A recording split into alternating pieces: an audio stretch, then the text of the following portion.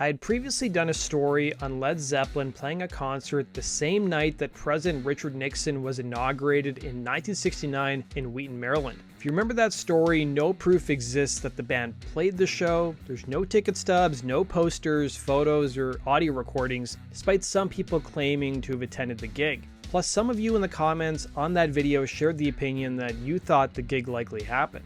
There's even a whole documentary examining whether the concert took place. It was also in the comments that one of my viewers mentioned that there was a similar story involving Led Zeppelin and the city of Vancouver. Just 1 year later, after the band became well established, it became an urban legend for nearly 50 years in Vancouver that Led Zeppelin supposedly played a high school gymnasium in 1970.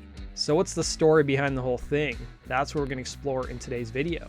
Led Zeppelin would release their second album, appropriately titled Led Zeppelin II, in October of 1969. Fast forward to March 21st of 1970, and the band were scheduled to play a show in Vancouver, Canada at the Pacific Coliseum. The story goes that on the afternoon of the gig, they played a lunchtime concert in the auditorium of Eric Hamer Secondary School.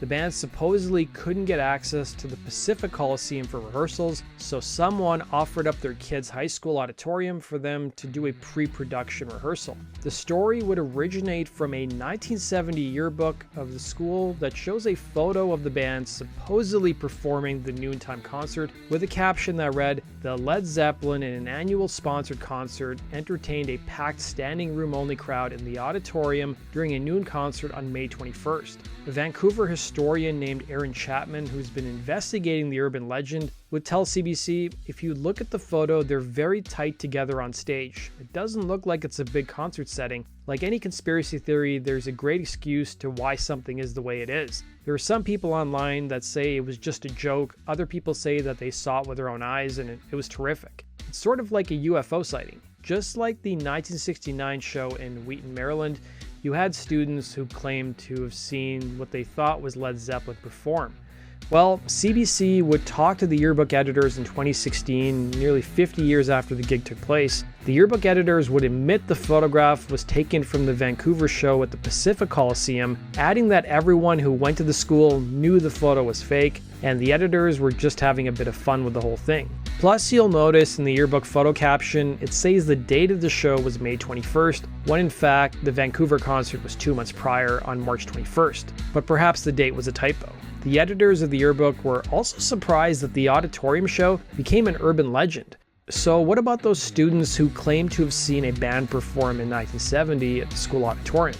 Well, it turned out a local band named Spring was the one who performed that show. They had formed 1 year prior and were even signed to major label A&M Records. Led Zeppelin would return in August of 1971 with another show at the Pacific Coliseum, and it was a concert that would result in some unrest, according to the Vancouver Sun. 30 youths and 2 police officers would have to be treated for injuries after a crowd of about 2,000 fans tried to force their way into the sold-out concert. The show, which had a paid attendance of about 17,000 people, had an additional 2,000 fans outside the venue without tickets who tried to get in. Due to the scuffles breaking out between riot police and fans, Coliseum staff opted to let the fans in without tickets to stop any further violence.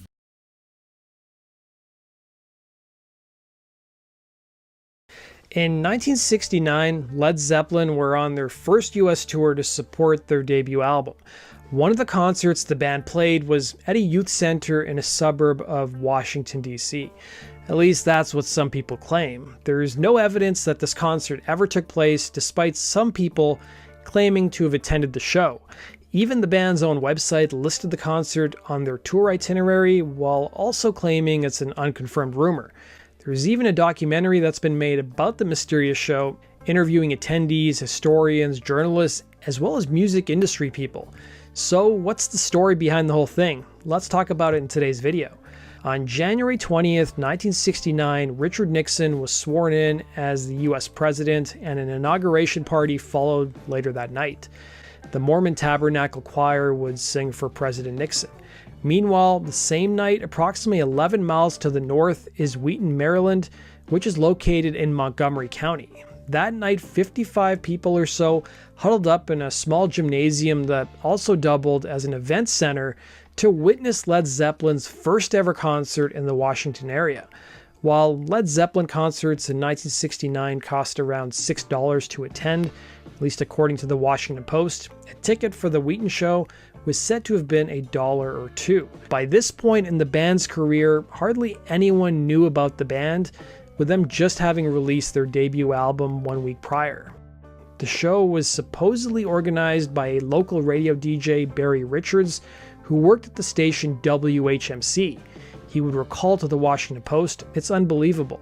And the fact that it was a Monday night, January 20th, the night of Richard Nixon's inauguration, with him adding, they, referring to the band, weren't drawing the same crowd.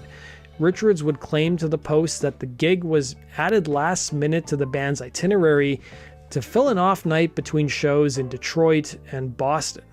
That's maybe why no posters of the show seem to exist. As a result, Richards didn't have much time to promote the gig on his radio show. According to Richards, the band's manager, Peter Grant, was pretty pissed off about the lackluster turnout and blamed Richards for poor attendance, with him recalling to the paper, "He was angry. Out in the parking lot, he got in my face." Richards was scared that Grant might beat him up, so he gave the manager $100 for gas money. The Wheaton Youth Center wasn't a stranger to hosting musical acts, having previously hosted bands like the Faces as well as the Stooges. Several people claim to have attended the supposed Led Zeppelin show. As for why there's no ticket stubs, it seems like the admission was paid for at the door, and attendees simply had their hand stamped. But Sharon Ward Ellis, the former director of the youth center, would tell the Post, "If Led Zeppelin was here, I don't remember." Louder Sound would profile one concertgoer named Adrienne Ledford, who attended the show. She claimed she skipped out on her Christian doctrine class that night, hitchhiking in the cold winter to make it to the youth hall. Earlier in the month, Led Zeppelin would play 3 shows in LA at the Whiskey A Go-Go, followed by 4 nights at the Fillmore West in San Francisco. Local filmmaker Jeff Krulik, who was behind the documentary Heavy Metal Parking Lot, would end up shooting a documentary about the mysterious gig in Wheaton. The documentary, titled Led Zeppelin Played Here, which came out in 2013, was actually born by accident. The director was working on a documentary chronicling Maryland's version of Woodstock, the Laurel Pop Festival. The director had heard about the story about the supposed gig and soon set out on doing a film about the concert. He would tell the Post, "There's people who grew up in Wheaton across the street who went to every show who don't remember it." The film wouldn't see an official release since Krulik couldn't secure the rights to Led Zeppelin's music, but he would end up showing the documentary at numerous film festivals. It just so happened a few days after the supposed Wheaton gig, local radio station WHMC started playing the song Communication Breakdown. That concertgoer Ledford, who I previously mentioned, would recall to Louder Sound, "People started to talk about this band, and I said, we just saw them at the youth center." Then fast forward to 2009, Krulik would hold a 40th anniversary reunion event at the Youth Hall, or as the Washington Post would put it, a reunion of people who attended an event that may not have occurred. More than 100 people would show up. About half a dozen people at the reunion claimed to have attended the show, while the rest of the attendees were made up of curious fans, local musicians, collectors, and people who had just seen other shows in Wheaton. As for whether the band members have ever commented on the gig, guitarist Jimmy Page was asked about the show, but he couldn't recall it, while the band's touring manager had the same response. But LedZeppelin.com lists the Wheaton gig in the band's 1969 tour itinerary with the mention that it's an unconfirmed rumor. Surprisingly, Krulik himself isn't a fan of Led Zeppelin, but he was drawn to the folklore of the whole story. As for the building itself, the county would end up tearing it down a number of years ago, despite Krulik trying to save it. A library and recreation center have supposedly been erected on the same site. While Krulik couldn't provide any hard evidence in his documentary to show that the gig actually happened, he still believes that Led Zeppelin played the gig, telling WAMU.org most of the stories make sense. A handful of people he interviewed also echoed similar sentiments, saying how they were disappointed with the crowd size as well as the acoustics. So let me know your guys' thoughts in the comment section below. Do you think the gig happened? And as always, if you have suggestions for future topics, let me know in the comment section below. And we'll see you again, Rock and Roll True Stories. Take care.